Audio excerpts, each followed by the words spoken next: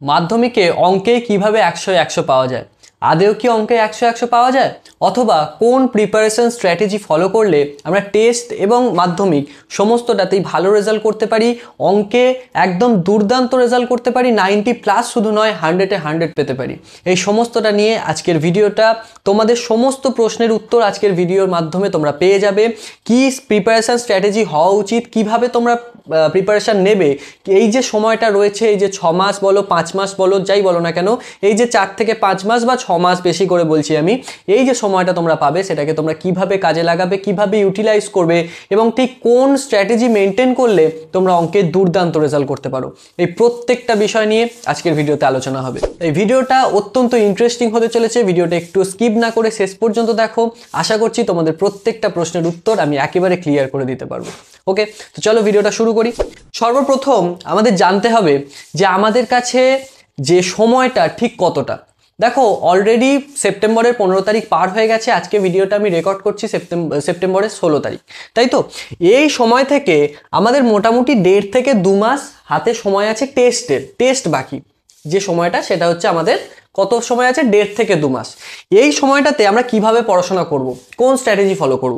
দেখো, আমরা দুটো ফেজে এটাকে ভাগ করে নিয়েছি। একটা হচ্ছে সেপ্টেম্বর থেকে অক্টোবরের ওই 15 তারিখ নাগাদ, মানে সেপ্টেম্বরের যে আজকে 16 তারিখ, এখান থেকে অক্টোবরের মোটামুটি 15-16 তারিখ, যে মাঝখানে যে এক মাসের যে গ্যাপটা হচ্ছে, এই সময়টুকু, এই সময়টাতে আমরা কি করব? আমাদের যতটুকু সিলেবাস আমাদের বাকি রয়েছে, যেগুলো আমাদের কমপ্লিট হয়নি, সেই সিলেবাসটাকে আমরা ধরে ধরে কমপ্লিট করব। যদি ধরে ধরে করা সম্ভব না হয়, তাহলে যে কটা হয় সেগুলোকে কমপ্লিট করব। একেবারে মানে একটুখানি করে করলাম, করে স্কিপ করে গেলাম, এইভাবে আমরা করব না। যেটা করব সেটা একেবারে কনসেপ্ট ক্লিয়ার করে সম্পূর্ণ মাথার মধ্যে গেঁথে নেব। তারপর যদি বাকি থাকে সেটা আমরা টেস্টের পর দেখে নেব। ওকে, তাহলে এইটুকু সময় আমরা কি করব? অ্যাট ফার্স্ট আমরা সিলেবাসটাকে শেষ করব। তাহলে কি করব এই সময়টাতে? Complete syllabus. ওকে, তাহলে এইটুকু সময়ে আমরা সিলেবাস কমপ্লিট করে ফেললাম। নেক্সট ফেজ, অর্থাৎ অক্টোবরের 15 তারিখের পর থেকে নভেম্বরের যে অতিরিক্ত সময়টা তোমরা পাবে, মানে নভেম্বরের টেস্টের আগে পর্যন্ত, অনেকের স্কুলে ডিসেম্বরেও টেস্ট হয়, নভেম্বর পুরো মাসও পেতে পারো, অর্ধেকও পেতে পারো, আবার নভেম্বরের পরে ডিসেম্বরের প্রথম সপ্তাহ পেতে পারো। তোমাদের স্কুলের ওপর নির্ভর করছে টেস্ট কোন সময় হবে, তাই তো, যতদূর সম্ভব। তাহলে অক্টোবরের 15 থেকে নভেম্বর ডিসেম্বর পর্যন্ত তোমরা যতটুকু সময় পাচ্ছ, যতটুকু, সে 1 মাস হোক, 1.5 মাস হোক, 2 মাস হোক, যতটা সময় পাও, সেই সময়টাতে তোমরা কি করবে? তোমরা অত্যন্ত ভালোভাবে রিভিশন করবে। কি করবে? রিভিশন করবে। আমি আবারও বলছি, একটা ছোট্ট ভিডিওতে আমি বলেছিলাম রিভিশন আর রিডিং বিষয় দুটো কিন্তু আলাদা। রিভিশন করবে। তো এই রিভিশন তোমরা কিভাবে করবে, কোন স্ট্র্যাটেজিতে করবে, এই রিভিশনের পদ্ধতিটা কি হবে, টেকনিকটা কি হবে, সেটাও আমি লিখে রেখেছি। দেখো, সর্বপ্রথম তোমরা একটা ফর্মুলা শিট রেডি করবে। তুমি বলবে, দাদা what is formula sheet? Formula sheet কি? হ্যাঁ, ফর্মুলা শিট হচ্ছে একটা পেপার বলো বা খাতা বলো, একটা একদম ছোট্ট খাতা, পাতলা পাতা বা পাতলা খাতা, যা খুশি একটা পেপার নেবে। সেই পেপারের মধ্যে তোমরা কি করবে? তোমাদের ক্লাস 10-এর মাধ্যমিকের যে অঙ্কের টপিকগুলো রয়েছে, সেখানে যে সূত্রগুলো প্রয়োজন হয়, অর্থাৎ ধরো প্রথমে আমি বলছি লম্ববৃত্তাকার চোঙ, আমি মাঝখান থেকেই বলছি এক একটা টপিক, বা চক্রবৃদ্ধি সুদ, সরল সুদ, প্রত্যেকটা এক একটা চ্যাপ্টার ওয়াইজ লিখবে।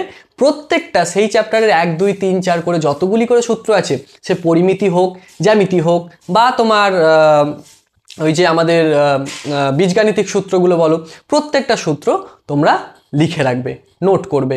চ্যাপ্টার ওয়াইজ প্রত্যেকটা চ্যাপ্টারের কিন্তু ধরে ধরে তোমরা সূত্রগুলো একটা পাতার মধ্যে, একটা খাতার মধ্যে তোমরা লিখে যত্ন করে রেখে দেবে। আর আরও ভালো হয় যদি তোমরা যেখানে পড়াশোনা করো, পড়ার টেবিল হোক বা যে জায়গাটায় তোমরা বসে পড়ো, তার সামনে যে দেওয়ালটা পাবে, সেই দেওয়ালের মধ্যে কি করবে? একটা পেস্ট করে তোমরা দেওয়ালের মধ্যে সেটাকে গেঁথে রাখার চেষ্টা করবে, বা পেস্ট করে রাখবে, যাতে সবসময় জিনিসটা চোখে পড়ে এবং ফর্মুলাগুলো সবসময় মাইন্ডের মধ্যে ঘোরাফেরা করে। ফর্মুলাগুলো যাতে কখনো না ভুলো, কারণ অঙ্কের যাবতীয় ফর্মুলা এবং কনসেপ্ট এইগুলো যদি ক্লিয়ার থাকে, অঙ্ক করা ভীষণ ইজি, তাই না? বেশ, তাহলে ফর্মুলা শিট তো দাদা আমরা বানিয়ে নিলাম। এরপরে আমরা কি করব?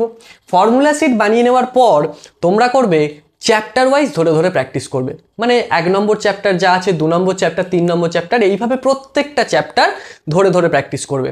এবার কিভাবে প্র্যাকটিস করবে? প্র্যাকটিস করার সর্বপ্রথম বিষয় হচ্ছে কনসেপ্ট। তাই কনসেপ্টটাকে আগে ঝালাই করে নেবে। যদি ধারণা না ক্লিয়ার থাকে একবার সেই বিষয়ে লেকচার ক্লাস দেখে নেবে। সে আমার থেকে দেখতে পারো, অন্য স্যারের থেকে দেখতে পারো, তোমার প্রাইভেট স্যারের থেকে তুমি জেনে নিতে পারো, স্কুলের টিচারের থেকে জেনে নিতে পারো, যেভাবে হোক কনসেপ্টটাকে আগে ঝালাই করবে। কনসেপ্ট ক্লিয়ার হলো, বিষয়ের যে চ্যাপ্টারটা শুরু করছো সেই চ্যাপ্টারের যে থিওরিটা বিষয়টা বুঝে নিলে, পড়ে নিলে, জেনে নিলে, তারপর তুমি অঙ্কে হাত দেবে। অঙ্কগুলোকে একটা একটা করে ধরে ধরে প্রত্যেকটা অঙ্ক প্র্যাকটিস করবে। প্রত্যেকটা অঙ্ক, ইচ অ্যান্ড এভরি অঙ্ক। মনে রাখবে তুমি কিন্তু অঙ্কে 100 পেতে চাইছো, তাই কোনো বাত, কোনো সাজেশান, কোনো পরামর্শ এখানে কিন্তু কাজ করবে না। শুধুমাত্র একেবারে মানে গোড়া থেকে যদি ধরে ধরে প্র্যাকটিস করো, প্র্যাকটিসের বিকল্প কিন্তু হয় না।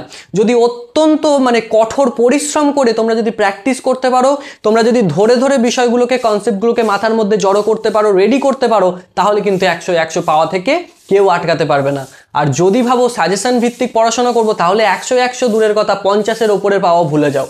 এইভাবে পড়াশোনা হয় না, অঙ্কের পড়াশোনা এইভাবে হয় না। অঙ্ক যদি ভালো রেজাল্ট করতে হয়, খুব দারুণভাবে, নিখুঁতভাবে, অত্যন্ত কঠোর পরিশ্রমের সঙ্গে তোমাকে প্র্যাকটিস করতে হবে। অঙ্ক মানেই হচ্ছে প্র্যাকটিস অ্যান্ড প্র্যাকটিসের বিকল্প কিচ্ছু নেই। ক্লিয়ার? যে বিষয়টা বললাম ক্লিয়ার? নেক্সট, তাহলে প্র্যাকটিস আমরা চ্যাপ্টার ওয়াইজ প্রত্যেকটা প্র্যাকটিস করলাম। তারপরে কি করব? চ্যাপ্টার ওয়াইজ প্র্যাকটিস হয়ে যাওয়ার পর যে এক্সাম্পলস, উদাহরণ, প্রয়োগ যেগুলো যা দেওয়া আছে, এবং তোমার কাছে যদি কোনো রকম স্যাম্পল কোনো কোয়েশ্চেন পেপার থাকে, সেগুলো সলভ করবে। হলো।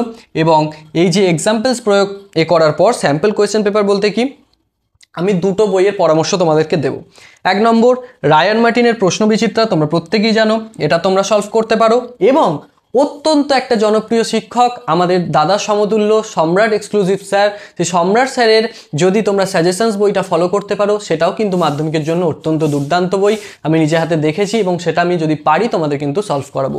তাই সম্রাট এক্সক্লুসিভ সাজেশন বইটাও কিন্তু তোমরা চাইলে ফলো করতে পারো। তাহলে রায়ান মার্টিন অথবা সম্রাট এক্সক্লুসিভ থেকে আমরা কোয়েশ্চেনগুলোকে সলভ করব। ক্লিয়ার হয়ে গেল বিষয়? তাহলে টেস্টের আগের স্ট্র্যাটেজি আমাদের কমপ্লিট, ক্লিয়ার। টেস্টের আগে আমরা কিভাবে প্র্যাকটিস করব, কিভাবে পড়াশোনা করব, আমাদের প্রিপারেশন ফেজের স্ট্র্যাটেজি কি হবে, সম্পূর্ণটা আলোচনা করলাম। সম্পূর্ণটা একদম পরিষ্কার জলের মতো। আর আবারও বলছি, প্র্যাকটিস ছাড়া কোনো উপায় নেই। Practice is must, practice is everything in mathematics. Practice ছাড়া কিচ্ছু হবে না। ক্লিয়ার? তাহলে এত পর্যন্ত আমরা করে ফেললাম। এরপর আমরা টেস্ট দিতে যাব। টেস্ট পরীক্ষা নভেম্বরে হোক, ডিসেম্বরে হোক, আমরা টেস্টটা দেব। তো টেস্ট হয়ে যাওয়ার পর আমরা তারপরে কি করব, তাই লিখেছি দেখো, আফটার টেস্ট। টেস্ট হয়ে যাওয়ার পর তখন আমরা কোন স্ট্র্যাটেজি ফলো করব? তখনও কি একই স্ট্র্যাটেজি ফলো করব? না, একদম নয়। আমরা এই বিষয়গুলো সম্পূর্ণ রেডি করে ফেলেছি। ফর্মুলা সিট জানা, প্র্যাকটিস চ্যাপ্টার ওয়াইজ আমরা প্র্যাকটিস করে ফেলেছি। আমরা রায়ান মার্টিন, সম্রাট এক্সক্লুসিভ সমস্ত কিছু আমরা কমপ্লিট করে ফেলেছি, টেস্টও দিয়ে ফেলেছি। তাহলে এরপরে স্ট্র্যাটেজি আমাদের কি হবে? এরপরে আমাদের একদম সর্বপ্রথম কাজ হচ্ছে টেস্ট পেপার সলভ করা। যদি টেস্ট পেপারের নাম জানতে চাও, আমি অবশ্যই বলবো এবিটি এর বিকল্প নেই। এবিটি এ টেস্ট পেপার তোমরা অত্যন্ত ভালো করে প্র্যাকটিস করবে। প্রত্যেকটা সেটের অঙ্কের পেপারগুলো তোমরা প্র্যাকটিস করবে। চাইলে ডাব্লিউবিটিও করতে পারো, কিন্তু এবিটি এটা অবশ্যই করো। ক্লিয়ার? তাহলে সলভ টেস্ট পেপার, আমরা টেস্ট পেপার সলভ করলাম। টেস্ট পেপার সলভ করার পর আমরা কি করব? এই যে ফর্মুলা শিটটা আমরা বানিয়েছিলাম, এখানে যে ফর্মুলা শিটটা আমরা বানিয়েছিলাম, সেটা তোমরা যদি দেওয়ালের মধ্যে লাগিয়ে রাখো, তাহলে সেটা তো রেগুলার তোমরা দেখছোই। তাহলে প্রত্যেক দিন একবার ঘুম থেকে উঠে তোমরা সেগুলোর ওপর চোখ বুলিয়ে নেবে। এবং যদি সেইভাবে লিখে রাখা সম্ভব না হয়, তাহলে যে খাতার ওপর লিখেছো সেটাকে একদিন অঙ্ক করতে বসার শুরুতেই প্রত্যেকটা ফর্মুলাকে একবার করে রিভাইজ করে নেবে। তাই লিখেছি রিভাইজ ফর্মুলা শিট। হলো। এরপরেও যদি তোমাদের কাছে কোনো রকম সময় অবশিষ্ট থাকে, সেই সময়টাতে কি করবে? তোমরা চ্যাপ্টার ওয়াইজ আরও একবার প্র্যাকটিস করবে। করাটা উচিত, সময় থাকে বলাটা ভুল, সময় বের করে নিতে হবে তোমাকে। চ্যাপ্টার ওয়াইজ আরও একবার প্র্যাকটিস করবে। তাহলে কি হবে? যত প্র্যাকটিস করবে তত জিনিসটা পরিষ্কার হবে, তত জিনিসটা ক্লিয়ার হবে, ভালো হবে, তাই না? তাহলে 100 পেতে গেলে একটু তো পরিশ্রম করতেই হবে। তাহলে আমরা আরও একবার প্র্যাকটিস করব। হলো।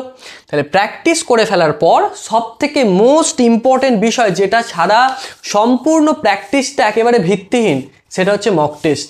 তোমরা যে মাধ্যমিক পরীক্ষা দিতে যাবে, জীবনের সর্বপ্রথম পরীক্ষা, বড় পরীক্ষা, বোর্ডের পরীক্ষা, সেই যে পরীক্ষাটা দিতে যাবে, তার যে সময় ম্যানেজমেন্ট কিভাবে করবে, কতটা সময়ে কোন অঙ্কটা শেষ করা যায়, এবং এইভাবে অন্তত তার জন্য তোমাদের মক টেস্ট দিতে হবে অন্তত 20 থেকে 30টা পেপার। হ্যাঁ ঠিক শুনছো, 20 থেকে 30টা পেপার তোমাদের মক টেস্ট দিতে হবে। যদি এত কিছু করে ফেলতে পারো তাহলে আর অঙ্কের কিন্তু একেবারে 100 পাওয়া থেকে কেউ আটকাতে পারবে না। আর অবশ্যই যে বিষয়টা আমি উল্লেখ করব, মক টেস্ট দেওয়ার আগে এমসিকিউগুলোর ওপর কিন্তু একটু ফোকাস করো। প্রত্যেকটা অঙ্ক যে চ্যাপ্টারের করছো, এমসিকিউ যে আন্দাজে দাগ মেরে দেবো এই কনসেপ্টে যদি থাকো তাহলে কিন্তু আর 100 পাওয়া হয়ে উঠবে না। কথাগুলো যদি শুনতে খারাপ লাগতেই পারে, কিন্তু আমি সত্যি কথা বলবো, তোমাদেরকে ভুল পথে কখনো আমি পরিচালিত করতে পারবো না। এটা আমার নিজের একেবারে মনস্থির করেই আমি তোমাদের এই চ্যানেলটা আমি ওপেন করেছিলাম যে তোমাদেরকে কখনো আমি ভুল ইনফরমেশন দেবো না, তাতে আমার সাবস্ক্রাইবার ভিউয়ার্স সব কিছু ডাউন থাকুক, আমার কিচ্ছু যায় আসে না। ওকে, কিন্তু সঠিক পরামর্শ অবশ্যই আমি দেবো, যতটুকু আমার জ্ঞান আছে আমি তোমাদের মধ্যে দেওয়ার চেষ্টা করব। তাই অবশ্যই বারবার বলছি, চ্যাপ্টারের কনসেপ্ট কিন্তু ভীষণ গুরুত্বপূর্ণ, এমসিকিউ এরও কনসেপ্টও কিন্তু গুরুত্বপূর্ণ। এমসিকিউ তোমাকে সলভ করেই আনসার করতে হবে। এটা তোমার অন্যান্য সাবজেক্টের ফিজিক্যাল সায়েন্স, এই লাইফ সায়েন্স বলো, হিস্ট্রি বলো, এই সমস্ত সাবজেক্টের এমসিকিউ নয় যে সলভ ছাড়াই তোমরা টিক দিয়ে দিতে পারবে, মনে থাকবে, মন থেকে বের করে লিখে দিতে পারবে, এমনটা তো নয়। তাই কনসেপ্টের ওপর কিন্তু ভীষণভাবে ফোকাস করতে করতে হবে। ক্লিয়ার? তাহলে মক টেস্ট আমরা দিয়ে ফেললাম। 20 থেকে 30টা মক টেস্ট যদি তোমরা একেবারে ফ্লোলেসলি দিতে পারো, যদি এখানে তোমরা ধরো আমি বলছি 90-এ পরীক্ষা দিচ্ছ, 90-এ পরীক্ষার মধ্যে তুমি যদি 85+ এবং 85+ নয়, যদি 85+ স্কোর করতে পারো, তবে কিন্তু তোমরা মোটামুটি প্রস্তুত মাধ্যমিকে 90+ বলো, 80+ বলো, এইরকম নাম্বার পাওয়ার জন্য। কিন্তু যদি 100-এ 100 পেতে চাও, তাহলে এই 20 থেকে 30টা পেপার যে তোমরা দেবে, প্রথম দিকে ভুল হতে পারে, কিন্তু শেষের দিকে প্রথম 10টা ধরো অ্যাভারেজ রেজাল্ট হলো 70, 80, 85 এরকম হলো, কিন্তু তার পরের 10টা বা পরের 15টা সেই পেপারগুলো যেন 100-তে 100 অথবা 99, 98 এরকম কাছাকাছি থাকে, তা নাহলে কিন্তু অঙ্কে 100 পাওয়া ভীষণ মুশকিল হবে। তাই আমি বলছি মক টেস্টগুলো দেবে এবং ভীষণই ভালোভাবে দেবে, ভালোভাবে প্র্যাকটিস করে দেবে, যাতে রেজাল্টটা ভালো হয়। আর এখানে যদি তোমরা মোটামুটি 90+, 95+ স্কোর করতে পারো, তাহলে মাধ্যমিকে 100 পাওয়া থেকে তোমাকে কেউ আটকাতে পারবে না, এটুকু আমি গ্যারেন্টি দিচ্ছি। আর এখানে আমি এই গ্যারেন্টি দিচ্ছি না যে তোমরা একেবারে প্র্যাকটিস না করে, সাজেশনস ফলো করে তোমরা মাধ্যমিকে ভালো রেজাল্ট করতে পারো, আমি একেবারেই বলবো না। হ্যাঁ, আমি সাজেশনস হয়তো দেবো, তোমাদের কিছু ইম্পর্টেন্ট প্রশ্ন আমি বলে দেবো, কিন্তু তোমরা যারা দুর্বল আছো, যারা অ্যাভারেজ স্টুডেন্টস রয়েছো, তাদেরকে আমি বেশ কিছু চ্যাপ্টার আমি বেছে দেবো, যে চ্যাপ্টারগুলো সহজ, সেই চ্যাপ্টারগুলো তোমরা যদি নিখুঁতভাবে ফলো করে যেতে পারো, উপপাদ্য হতে পারে, পরিমিতির কোনো চ্যাপ্টার হতে পারে, এগুলো যদি তোমরা নিখুঁতভাবে প্র্যাকটিস করে যেতে পারো, তোমরা অ্যাভারেজ একটা বেটার রেজাল্ট করতে পারো। কিন্তু 100 পেতে গেলে, 90+ স্কোর করতে গেলে, 95+ স্কোর করতে গেলে পরিশ্রম কিন্তু করতেই হবে। আর তার স্ট্র্যাটেজি আমি সমস্তটা এখানে আলোচনা করলাম। ক্লিয়ার? এবার এই যে স্ট্র্যাটেজি নিয়ে আমি আলোচনা করলাম, এটার একটা PDF কপি আমি ডিজিটালি বানিয়ে রেখেছি, সেটার যদি তোমরা চাও আমি তোমাদের হোয়াটসঅ্যাপ চ্যানেলে দিয়ে দিতে পারি। তোমরা কমেন্ট করে জানিও যদি লাগে। প্রয়োজন নেই, কারণ এখানে আমি যা বলার সেটা আমি বুঝিয়ে দিয়েছি, প্রয়োজন নেই তো বললাম, হয়তো লাগবে না, দরকার নেই। ওকে, তাহলে এই স্ট্র্যাটেজি মেনটেন করে তোমরা পড়াশোনা করো। এইভাবে যদি পড়াশোনা করো, এইভাবে স্ট্র্যাটেজি মেনটেন করে, এইভাবে ধৈর্য ধরে পরিশ্রম করে, কঠোর পরিশ্রম করে তোমরা যদি পড়াশোনাটা করো, এইভাবে করলে কিন্তু অঙ্কে 100 হবেই। 100 কেন, আরও বেশি হতে পারে, 105ও হতে পারে। জাস্ট মজা করছি। যাই হোক, তাহলে এইভাবে ফলো করে দেখো, আশা করছি খুব ভালো রেজাল্ট হবে। আর টেস্টের জন্য অত্যন্ত ভালোভাবে প্রিপারেশান নাও, বাড়িতে ভালোভাবে প্র্যাকটিস করো, জিনিসগুলোকে বারবার মনের মধ্যে আলোচনা করো, মনের মধ্যে সেই জিনিসগুলো নিয়ে ভাবো। পড়তে বসার সময় কনসেপ্টকে ক্লিয়ার করো, আগে কনসেপ্ট ক্লিয়ার করো, তারপর অঙ্ক করবে। প্রত্যেক দিন একই কথা বলি, আজকেও বললাম। তো এই পর্যন্তই আজকের ভিডিওটা। আশা করছি তোমরা স্ট্র্যাটেজিগুলো বুঝতে পেরেছো, জিনিসটা ক্লিয়ার হয়েছে। তাহলে ভালো থেকো সবাই, ভালো করে অঙ্কগুলো প্র্যাকটিস করো। আবারও বলছি, কঠোর পরিশ্রম করো, অঙ্কে ভালো রেজাল্ট হবেই হবে।